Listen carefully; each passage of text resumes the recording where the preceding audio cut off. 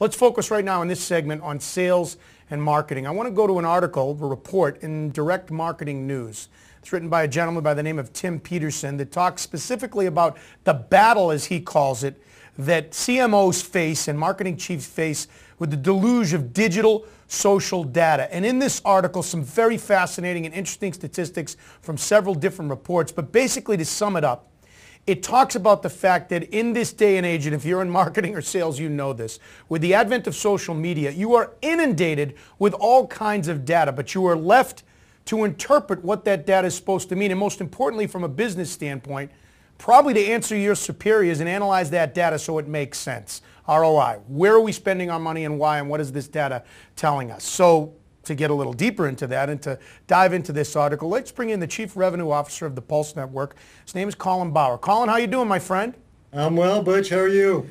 For a little reference point, let's go back with your history and your history with social media. You used to be the president of New Marketing Labs before you became the Chief Revenue Officer of the Pulse. What did you do with New Marketing Labs? Well, we grew it exponentially, first of all. We were revolutionary in the area of social media in that we did a couple of things first, and I think pretty well. First, we used social media for business purposes, and secondly, we focused on analytics. So everything we were doing, we were measuring. And by definition, if we were measuring it, we were identifying our objectives up front, and I think that's key. And if you're able to do that, you're able to sort through a lot of the noise right away. So, in the vein of giving advice to people, or people when they probably sitting there saying, "Where do I start?" Let's go back to the article and let me read a couple of quotes, and I want your comments on that. So, for example, in this article, again, this is in Direct Marketing News, folks. They interview Senior Vice President of Marketing of Tommy Bahama, Rob Goldberg. And his quote is this: "With the amount of data that's available today, we could create an organization within our organization, could create reports around the data and connect the dots." Isn't that part of the problem with a lot of companies? Where do I start, Colin? Yeah, of course. And he's right about that. If you're collecting all the data, then, it's overwhelming. There is a deluge.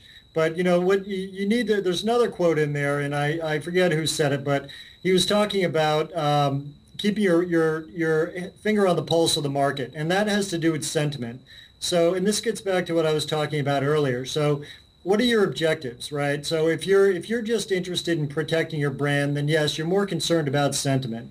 If you're interested in converting to sales, then you're more interested in things like engagement. And you need to have a social strategy that is very much geared to what your objectives are. And these are two fundamentally different objectives. And the objectives often differ between business to business and business to consumer companies, and then within different verticals.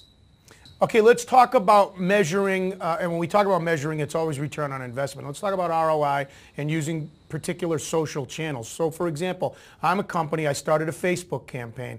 My agency or people that are advising me are telling me, you need X amount of Facebook likes. Or I started a YouTube strategy and I'm putting all this content out on YouTube. You need 20,000 people watching your video. Okay, great. But how do I measure that that really is the case with those strategies? Right. Well, if anybody is selling you just on how many Facebook likes or YouTube followers or some kind of metric like that generically, don't buy, because unless they can tell you or assist you in what your conversion rate is between a like to a paid customer or a qualified lead, and you understand the value of a qualified lead, of course, and you understand the value of a customer, of course. So it's the conversion rate you need to get to. And if you can figure out the conversion rate, you can put a value on the followers or the likers or, whichever social metric you're talking about.